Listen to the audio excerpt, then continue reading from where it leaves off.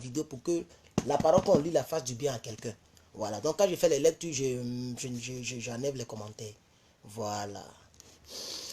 Alors, on y va. Lorsque quelqu'un, virgule, après avoir été mis sous serment comme témoin, péchera en ne se déclarant pas ce qu'il a vu ou ce qu'il sait, il restera chargé de sa faute. Lorsque quelqu'un, sans s'en apercevoir, touchera une chose souillée, comme le cadavre d'un animal impur, que ce soit d'une bête sauvage ou une bête domestique, ou bien d'un reptile, il deviendra lui-même impur et il se rendra coupable. C'est ce qu'on appelle le sacrifice de culpabilité. Lorsque, virgule, sans y prendre garde, virgule, il touchera une souillure humaine quelconque et qu'il s'en aperçoive plus tard, il en sera coupable. Lorsque quelqu'un, virgule, parlant à la légère, virgule, jure de faire du mal ou bien du bien et que, ne l'ayant pas remarqué d'abord, il s'en aperçoit plus tard, il en sera coupable. Celui donc qui se rendra coupable de l'un de ces choses fera l'aveu de son péché, puis il offrira un sacrifice de culpabilité à l'Éternel. Pour le péché qu'il a commis, il va offrir une femelle du menu bétail, une brebis ou une chèvre comme victime expiatoire. Et le sacrificateur fera pour lui l'expiation de son péché.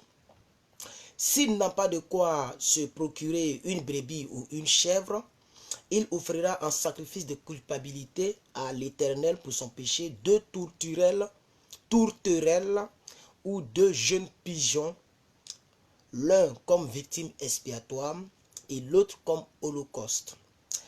Il les apportera au sacrificateur qui, virgule, sacrifiera d'abord celui qui doit servir de victime expiatoire.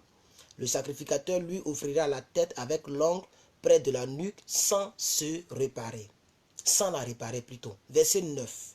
Il fera sur un côté de l'autel l'aspersion, dont il va verser le sang si vous voulez, l'aspersion du sang de la victime expiatoire, et le reste du sang sera répandu au pied de l'autel. C'est un sacrifice d'expiation.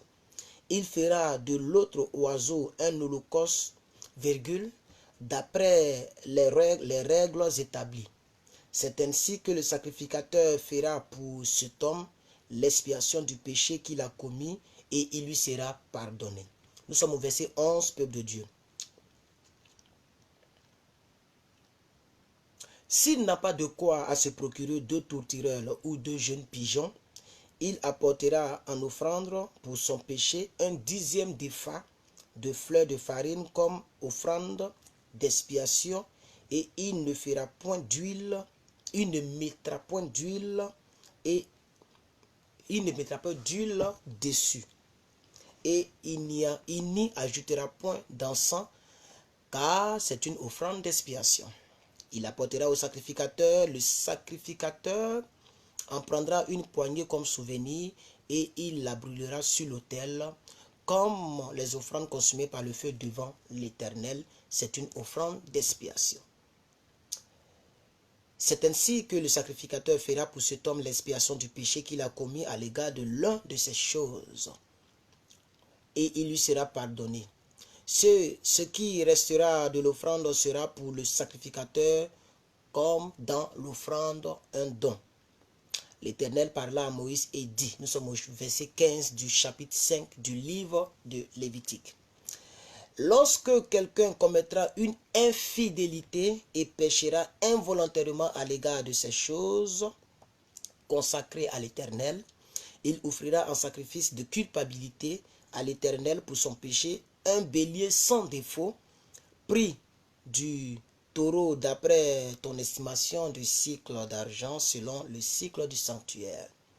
Il donnera donc, vous comprenez, le temple à Jérusalem, non, le temple que Moïse et les gens ont donc construit, et qu'on vous parle du parvis saint, parvis très saint, tout ce que vous voulez, c'est tout ce qui doit se passer dans ce sang-là, puisque c'est Aaron et ses enfants qui seront donc les sacrificateurs, qui seront les dieux de ce temple-là, les pasteurs si vous voulez. Donc comment est-ce qu'ils vont mener les cultes, ok?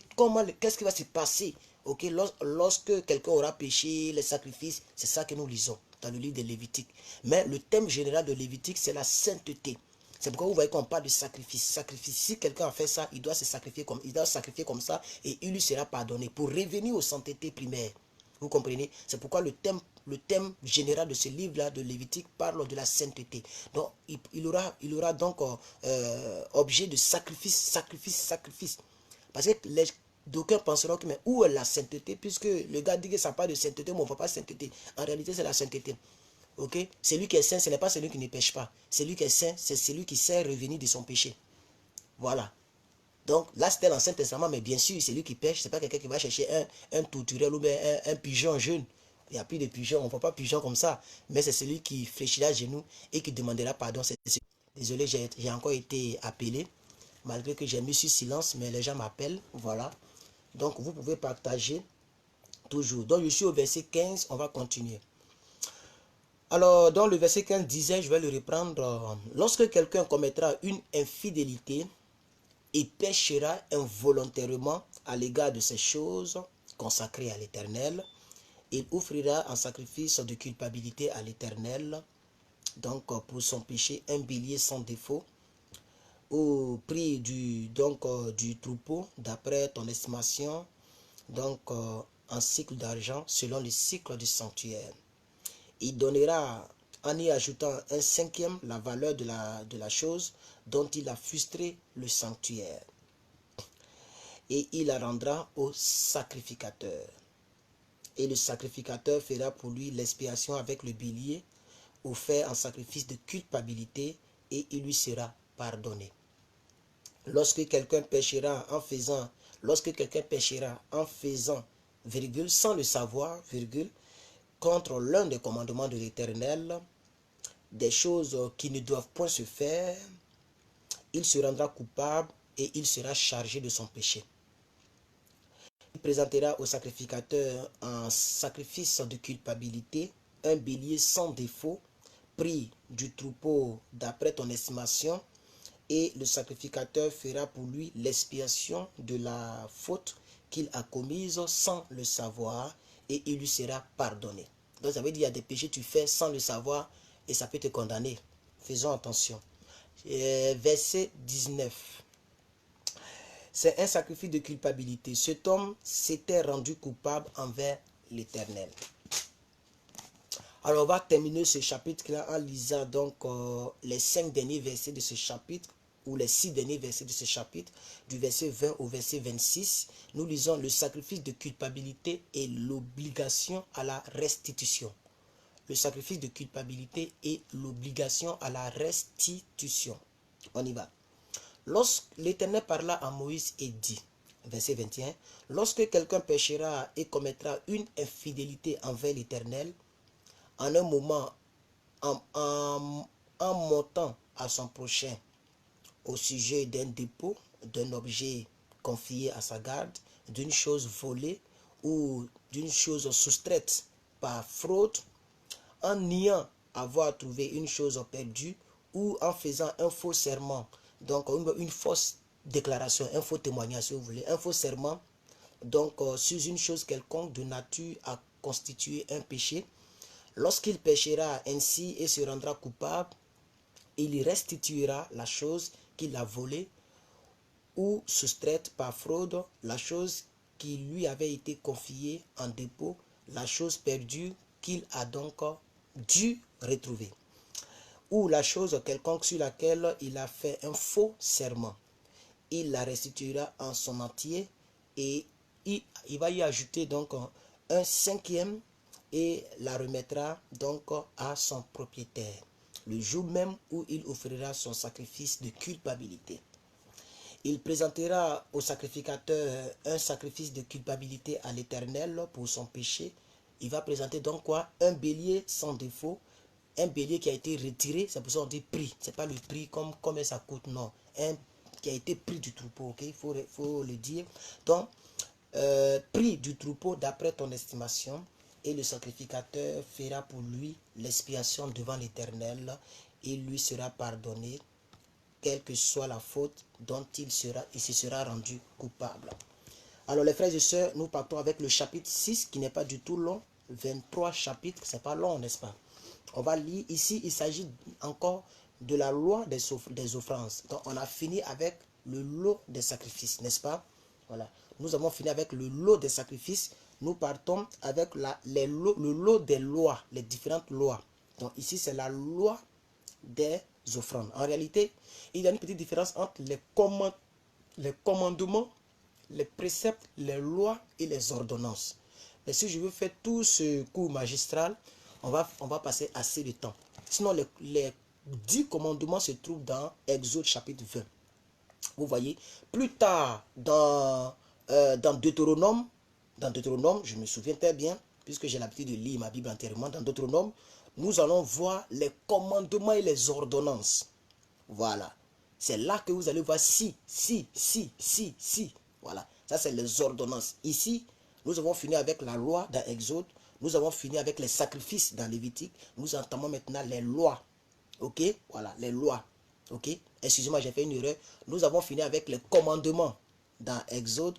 Nous venons de finir avec les sacrifices dans Lévitique. Et au chapitre 6, nous commençons les lois, les différentes lois. Après, plus tard, on va attaquer maintenant les commandements et les ordonnances. Et voilà, dans tous ces thèmes-là, il y a un peu de différence, quoi. Mais c'est Dieu qui parle toujours, ok?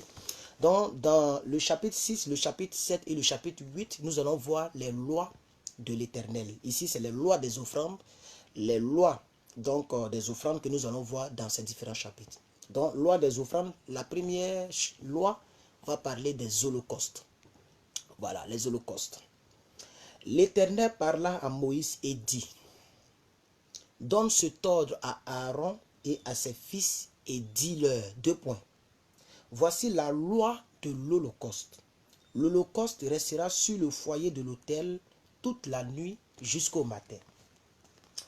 Le sacrificateur revêtira sa tunique de lin et mettra des caleçons sur sa chair. Il enlèvera la cendre faite par le feu qui aura donc consumé l'Holocauste. Donc l'Holocauste, c'est un animal brûlé. Pour être clair pour d'autres personnes. L'Holocauste, on le tue, on le brûle. Voilà, c'est ça l'Holocauste. Et on prend son sang, on va verser quelque part là-bas, voilà, sur l'autel, voilà. C'est ça l'Holocauste. Ok, voilà. Donc, je disais que, donc, je reprends le verset 3 pour que nous puissions bien suivre. Le sacrificateur revêtira sa tunique, donc sa tunique c'est sa robe, si vous voulez, ok, soutane là. Sa tunique de lin et mettra des caleçons sur sa chair. Il enverra la cendre faite donc par le feu qui aura consumé l'Holocauste sur l'autel et la déposera donc près de l'autel. Puis il quittera ses vêtements et en mettra d'autres dans un autre lieu pur. Verset 5. Le feu brûlera sur l'autel et ne s'éteindra point. Chaque matin, le sacrificateur y allumera du bois, y arrangera l'Holocauste, y brûlera la graisse des sacrifices d'action de grâce. Le feu brûlera de manière continuelle sur l'autel et ne s'éteindra point. Nous venons de finir avec la loi des offrandes. Allons-y, la loi des holocaustes. Allons-y maintenant avec la loi, ok, bon, ce sont des lois des offrandes. Mais allons-y avec la deuxième partie qui parle des offrandes de farine. Voilà. Donc là, du verset 7 au verset 16. Puisque c'est des lectures qui ne sont pas faciles à comprendre. Donc c'est pourquoi je fais un peu de commentaires pour qu'au moins on ait une idée de quoi on dit. Parce que c'est pas facile. Si on veut lire, c'est pas facile. Donc il faut découper, il faut parler un peu dedans. Voilà. S'il arrivait que quelqu'un n'aime pas trop ce que je fais, il faut que je lui explique pourquoi je le fais. Donc nous partons maintenant du verset 7 au verset 16. Nous lisons toujours la loi des offrandes, mais cette fois-ci, l'offrande de farine. Donc, quand vous entendez l'offrande de farine, ça fait allusion au pain, à la nourriture dans la maison de Dieu. C'est tout. Ok? Voilà. Après ça, on va pas parler, ils vont parler de culpabilité, ils vont parler d'autres choses. Donc la farine fait allusion à la nourriture. Voici la loi de l'offrande. Les fils d'Aaron la présenteront devant l'Éternel, devant l'autel. Le sacrificateur prélèvera une poignée de la fleur de farine et de l'huile. Vous voyez maintenant, il y a l'huile qui est sortie dedans. Avec tout l'encens ajouté à l'offrande, et il brûlera cela sur l'autel comme souvenir d'une agréable odeur à l'Éternel. Aaron et ses fils mangeront ce qui restera de l'offrande. Ils la mangeront sans levain, dans un lieu saint, dans le parvis de la tente d'assignation. Là, on parle de mangeront, comme je l'ai dit. Verset 10. On ne la cuira pas avec du levain. C'est de la part que je leur ai donné de mes offrandes consumées par le feu. C'est une chose très sainte, comme le sacrifice d'expiation et comme le sacrifice de culpabilité. Tout homme d'entre les enfants d'Aaron en mangera. C'est une loi perpétuelle pour vos descendants, un sujet des offrandes consumées par le feu devant l'Éternel. Quiconque y touchera sera sanctifié. Verset 12. L'Éternel parla encore à Moïse et dit, voici l'offrande qu'Aaron et ses fils feront à l'Éternel. Le jour de ses fils, le jour où, excusez-moi, voici l'offrande qu'Aaron et ses fils feront à l'Éternel, le jour où ils recevront l'onction. 2 points. 1/10 d'épha et de fleurs de farine, comme offrande perpétuelle. Aussi la moitié le matin et la moitié le soir. Verset 14, chapitre 6, le livre de Lévitique. Elle sera préparée à la poêle avec de l'huile. Elle sera préparée à la poêle avec de l'huile et tu la porteras frite. Tu la présenteras aussi cuite et en morceaux comme une offrande d'une agréable odeur à l'Éternel. Le sacrificateur qui, parmi les enfants d'Aaron, sera oint pour lui succéder, fera aussi cette offrande. C'est une loi perpétuelle devant l'Éternel, elle sera brûlée en entier. Toute offrande d'un sacrificateur sera brûlée en entier, elle ne sera point mangée. Alors, nous continuons toujours le chapitre 6, du verset 17 au verset 23 pour terminer le chapitre. Nous lisons ici toujours la loi des offrandes, mais cette fois-ci, le sacrifice d'expiation. Donc nous venons de lire l'Holocauste, l'offrande de la farine et maintenant le sacrifice d'expiation. L'Éternel parla à Moïse et dit, parle à Aaron et à ses fils et dit, 2 points, voici la loi du sacrifice d'expiation dans le lieu où l'on égorge l'Holocauste qui sera égorgé devant l'Éternel, la victime pour le sacrifice d'expiation. C'est une chose très sainte. Le sacrificateur qui offrira la victime expiatoire la mangera. Elle sera mangée dans un lieu saint, dans le parvis de la tente d'assignation. Quiconque en touchera la chair sera sanctifié. S'il en rejaillit du sang sur un vêtement, la place sur laquelle il aura rejailli sera lavée dans le lieu saint. La vase de terre dans lequel elle aura cuit sera brisée. Et si c'est un vase d'airain qu'elle a cuit, elle sera nettoyée et lavée avec de l'eau. Tout homme parmi les sacrificateurs en mangera, c'est une chose très sainte. Mais on ne mangera aucune victime dans la terre, dans la tente d'assignation, pour faire l'expiation dans le sanctuaire. Elle sera brûlée au feu. L'avant-dernier chapitre de cette lecture de ce vendredi, nous sommes samedi, mais je dis déjà vendredi, de ce vendredi, donc 24 janvier, l'avant-dernier chapitre, c'est le chapitre 7, voilà, avec un peu plus de 37 versets que nous allons lire maintenant. Nous lisons d'abord le sacrifice de culpabilité du verset 1 au verset 10. Permettez-moi de m'étendre un peu, parce que là, j'étais un peu courbé là. Voilà, donc je vais rester comme ça et je vais lire. Voilà. Voici la loi du sacrifice de culpabilité. 2 points. c'est une chose très sainte. C'est dans le lieu où l'on égorge l'holocauste que sera égorgée la victime pour le sacrifice de culpabilité. On répandra le sang sur l'autel tout autour. On offrira toute la graisse, la queue, la graisse qui couvre les entrailles, les deux rognons et la graisse qui les entoure, qui couvre les flancs et le grand lobe du foie, qu'on détachera près des rognons. Le sacrificateur brûlera cela sur l'autel, tel un sacrifice consumé devant l'Éternel. C'est un sacrifice de culpabilité. Tout homme parmi les sacrificateurs en mangera. Il le mangera dans un lieu saint. C'est une chose très sainte.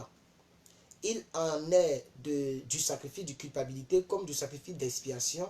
La loi est la même pour ces deux sacrifices. La victime sera pour le sacrificateur qui fera l'expiation. Le sacrificateur qui offrira l'holocauste de quelqu'un aura pour lui la peau de l'holocauste qu'il a offert. Donc, quand tu envoies ton animal pour offrir, donc pour faire le sacrifice, puisque je suis le sacrificateur, c'est-à-dire c'est moi, toi tu viens avec ton animal, mais c'est moi qui dois envoyer ça devant l'Éternel. Alors donc, la peau de ton sacrifice m'appartient. Voilà, c'est ce que ça veut dire. La peau appartient au sacrificateur. Verset 11. Ici, nous lisons, donc, frères et sœurs, le sacrifice d'action de grâce. Toujours dans la loi des offrandes. Voici la loi du sacrifice d'action de grâce que l'on offrira à l'Éternel. Si quelqu'un l'offre par reconnaissance, il offrira avec le sacrifice d'action de grâce des gâteaux sans levain, pétris à l'huile, des galettes sans levain, arrosées d'huile, et des gâteaux de fleurs de farine, frites et pétris à l'huile. À ces gâteaux, il ajoutera du pain levé pour son offrande, avec son sacrifice de reconnaissance et d'action de grâce. On présentera par élévation à l'Éternel une portion de chaque offrande. Elle sera pour le sacrificateur qui a rendu le sang, qui a répandu, le sang de la victime d'action de grâce. Verset 15. La chair du sacrifice de reconnaissance et d'action de grâce sera mangée le jour où il est offert. Je vous ai dit, comme vous entendez, sacrifice d'action de grâce, c'est une offrande de reconnaissance. Voilà, c'est la même chose. Offrande de reconnaissance, sacrifice d'action de grâce. Donc la chair du sacrifice de reconnaissance et d'action de grâce sera mangée le jour où il est offert. Et on n'en laissera rien jusqu'au matin. Verset 16, le chapitre 7, avant-dernier chapitre de ce vendredi. Si quelqu'un offre un sacrifice pour l'accomplissement d'un vœu ou comme offrande volontaire, la victime sera mangée le jour où il l'offrira. Et ce qui en restera sera mangé le lendemain. Ce qui restera de la chair de la victime sera brûlé au feu le troisième jour. Dans le cas où l'on mangerait de la chair de son sacrifice d'action de grâce, le troisième jour, le sacrifice ne sera point agréé, il n'en sera pas tenu compte à celui qui l'a offert, ce sera une chose infecte, et quiconque en mangera restera chargé de sa faute. La chair qui a touché quelque chose d'impur ne sera point mangée, elle sera brûlée au feu. Tout homme pur peut manger de la chair, mais celui qui, se trouvant en état d'impureté, mangera de la chair du sacrifice d'action de grâce qui appartient à l'Éternel. Celui-là sera retranché de son peuple. Et celui qui touchera quelque chose d'impur, une souillure humaine, un animal impur, ou quoi que ce soit d'impur, et qui mangera de la chair du sacrifice d'action de grâce qui appartient à l'Éternel, celui-là sera retranché de son peuple. L'Éternel parla à Moïse et dit, verset 23, « Parle aux enfants d'Israël et dis-leur, vous ne mangerez point de graisse de bœuf, d'agneau, ni de chèvre. La graisse d'une bête morte ou déchirée pourra servir à un usage quelconque, mais vous ne la mangerez pas. Car celui qui mangera de la graisse des animaux dont on offre à l'Éternel des sacrifices consumés par le feu, celui-là sera retranché de son peuple. Vous ne mangerez point du sang, ni d'oiseaux, ni de bétail, dans tous les lieux où vous habiterez. Celui qui mangera du sang d'une espèce quelconque, celui-là sera retranché de son peuple. L'Éternel parla encore à Moïse et dit, verset 29, parle aux enfants d'Israël et dit, celui qui offrira à l'Éternel son sacrifice d'action de grâce apportera son offrande à l'Éternel, prise sur son sacrifice d'action de grâce. Il apportera donc de ses propres mains ce qui doit être consumé par le feu devant l'Éternel. Il apportera la graisse avec la poitrine pour l'agiter du côté de l'autre devant l'Éternel. Le sacrificateur brûlera donc la graisse sur l'autel et la poitrine sera pour Aaron et pour ses fils. Dans vos sacrifices d'action de grâce, vous donnerez au sacrificateur l'épaule droite en la présentant par élévation. Celui des fils d'Aaron qui offrira le sang et la graisse du sacrifice d'action de grâce aura l'épaule droite pour sa part. Car je prends sur les sacrifices d'action de grâce offerts par les enfants d'Israël la poitrine qu'on agitera de côté et d'autre et l'épaule qu'on présentera par élévation. Et je les donne au sacrificateur Aaron et à ses fils par une loi perpétuelle qu'observeront les enfants d'Israël. Donc c'est normal que l'homme de Dieu puisse aussi donc bénéficier de vos offrandes pour sa nourriture. Voilà, c'est aussi normal. C'est là le droit que l'onction d'Aaron et ses enfants leur donnera. C'est le droit que l'onction d'Aaron et les enfants leur donnera. Ok? Sur les sacrifices consumés par le feu devant l'Éternel, depuis le jour où ils seront présentés pour être à mon service dans le sacerdoce. C'est ce que l'Éternel ordonne aux enfants d'Israël de leur donner depuis le jour de leur onction. Ce sera une loi perpétuelle parmi leurs descendants. Telle est la loi de l'holocauste, de l'offrande, des sacrifices d'expiation, du sacrifice de culpabilité et de consécration et du sacrifice d'action de grâce. L'Éternel l'a prescrivit à Moïse sur le mont Sinaï, le jour où il ordonna aux enfants d'Israël de présenter leurs offrandes à l'Éternel dans le désert.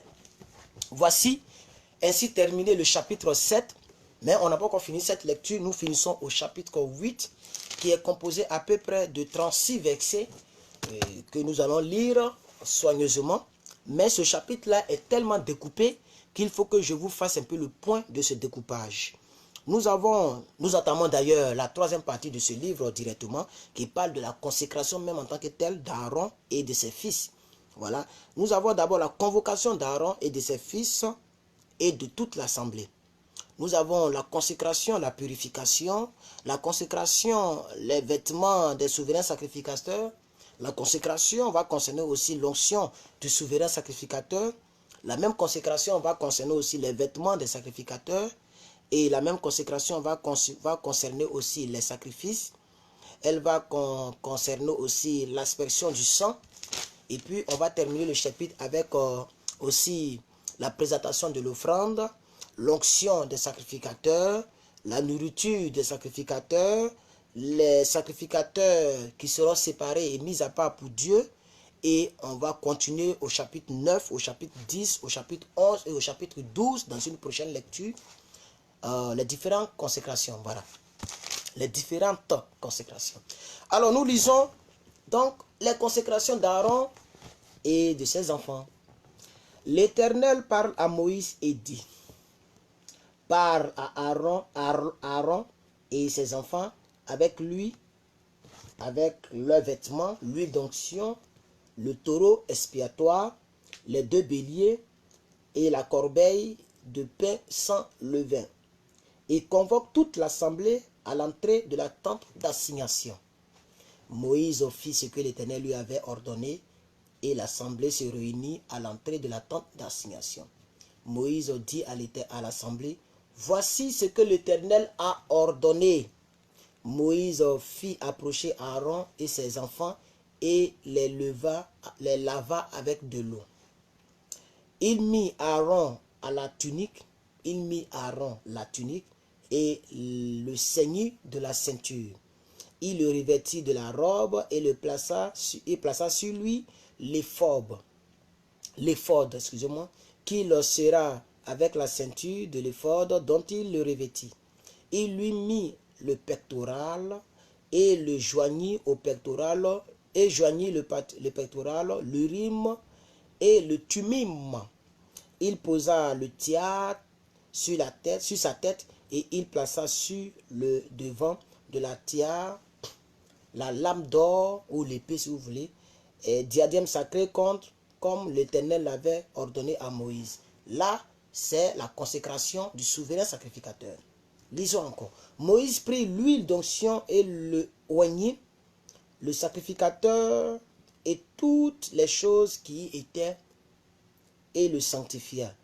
Il en fit 7 fois l'aspersion sur l'autel, et il oignit l'autel et tous ses ustensiles, et la cuve avec sa base, donc afin de les sanctifier. Il répandit de l'huile d'action sur la tête d'Aaron et l'oignit afin de le sanctifier. Ça, c'est l'onction maintenant du souverain sacrificateur. Allons-y maintenant avec les autres sacrifications, les autres consécrations. Moïse fit aussi approcher les fils d'Aaron et les revêtit de tuniques, les ceignit de ceinture et leur attacha des bonnets, comme l'Éternel l'avait ordonné à Moïse. Il fit donc approcher le taureau expiatoire, et Aaron et ses fils posaient leurs mains sur la tête du taureau expiatoire. Moïse l'égorgea, il prit du sang, il en mit avec son doigt sur les cornes de l'autel tout autour. Il purifia l'autel, il répandit le sang au pied de l'autel, il le sanctifia pour y faire l'expiation. Il prit toute la graisse qui couvre les entrailles, le grand lobe du foie et les 2 rognons avec leur graisse, et il brûla donc cela sur l'autel. Mais il brûla au feu hors du camp le taureau, sa peau, sa chair, ses excréments, comme l'Éternel l'avait ordonné à Moïse. Moïse l'égorgea et répandit le sang sur l'autel tout autour. Il coupa le bélier par morceaux, il brûla la tête, les morceaux et la graisse. Il lava avec de l'eau les entrailles et les jambes. Il brûla tout le bélier sur l'autel. Ce fut l'holocauste, ce fut un sacrifice consumé par le feu, d'une agréable odeur à l'Éternel, comme l'Éternel l'avait ordonné à Moïse. Il fit approcher l'autre bélier, le bélier de consécration, et Aaron et ses fils posaient leurs mains sur la tête des béliers. Moïse égorgea le bélier, prit de son sang et en mit sur le lobe de l'oreille droite d'Aaron et sur le pouce de sa main droite et sur le gros orteil de son pied droit. Il fit approcher les fils d'Aaron, mit du sang sur le lobe de leur oreille droite, sur le pouce de leur main droite, sur le gros orteil de leur pied droit, et il répandit le sang sur l'autel tout autour. Il prit la graisse, la queue, toute la graisse qui couvre les entrailles, le grand lobe du foie, les 2 rognons avec leur graisse et l'épaule droite. Il prit aussi dans la corbeille de pain sans levain, placé devant l'Éternel, un gâteau sans levain, un gâteau de pain à l'huile et une galette, et il les posa sur la graisse et sur l'épaule. Il mit toutes ces choses sur les mains d'Aaron et sur les mains de ses fils, et les agita du côté et de l'autre devant l'Éternel. Puis Moïse ôta de leurs mains et il les brûla sur l'autel. Par-dessus l'holocauste, ce fut le sacrifice de consécration, ce fut un sacrifice consumé par le feu d'une agréable odeur à l'Éternel. Moïse prit la poitrine du bélier de consécration et il l'agita du côté et de l'autre devant l'Éternel. Ce fut la portion de Moïse comme l'Éternel l'avait ordonné à Moïse. Moïse prit de l'huile d'onction et du sang qui était sur l'autel. Il en fit l'aspersion sur Aaron et sur ses vêtements et les fils d'Aaron et sur leurs vêtements, et il sanctifia Aaron et ses vêtements, les fils d'Aaron et leurs vêtements avec lui. Moïse dit à Aaron et à ses fils, faites cuire la chair à l'entrée de la tente d'assignation, c'est là que vous la mangerez avec le pain qui est dans la corbeille de consécration, comme je l'ai ordonné en disant, Aaron et ses fils la mangeront. Vous brûlerez. Désolé, j'ai été encore magistralement appelé, désolé. Pendant 7 jours, vous ne sortirez point de l'entrée. Je suis au verset 33 du chapitre 8. Donc, il reste à peu près 3 versets et on va terminer cette lecture. Donc, je suis au verset 33. Désolé, j'ai été appelé. Pendant 7 jours, vous ne sortirez point de l'entrée de la tente d'assignation jusqu'à ce que les jours de votre consécration soient accomplis. Car 7 jours seront employés à vous consacrer, ce qui s'est fait aujourd'hui. L'Éternel a ordonné de le faire comme l'expiation pour vous. Vous resterez donc 7 jours à l'entrée de la tente d'assignation, jour et nuit, et vous observerez les commandements de l'Éternel, afin que vous ne mouriez pas, car c'est là ce qui m'a été ordonné. Aaron et ses fils firent toutes les choses que l'Éternel avait ordonnées par Moïse. Parole du Seigneur. Alors, j'ai pas fait trop de commentaires. Vous voyez que malgré que j'ai pas fait assez de commentaires, nous sommes à 45 minutes de la lecture. Parce que les textes sont tellement longs dans l'Ancien Testament. Et la Bible, c'est plus de 66 livres. Et c'est tellement détaillé. Et donc, ça prend assez de temps et assez de souffle. Alors, je vais couper la vidéo. Et puis, dans 10 minutes, le temps de souffler, de boire quelque chose. Et puis, dans 10 minutes, essayez de revenir sur ma chaîne et sur ma page Facebook. Parce que je serai en ligne pour la lecture de la Bible en un an concernant ce samedi. Aujourd'hui est samedi. Voilà, aujourd'hui est le 25 janvier. Donc, je serai en direct mais dans 10 minutes. Donc, voilà le temps de boire un peu d'eau et voilà, de souffler un peu. Et je reviens pour la lecture à proprement dite. Que Dieu vous bénisse et que sa grâce soit avec vous. À tout à l'heure. Que Dieu vous bénisse.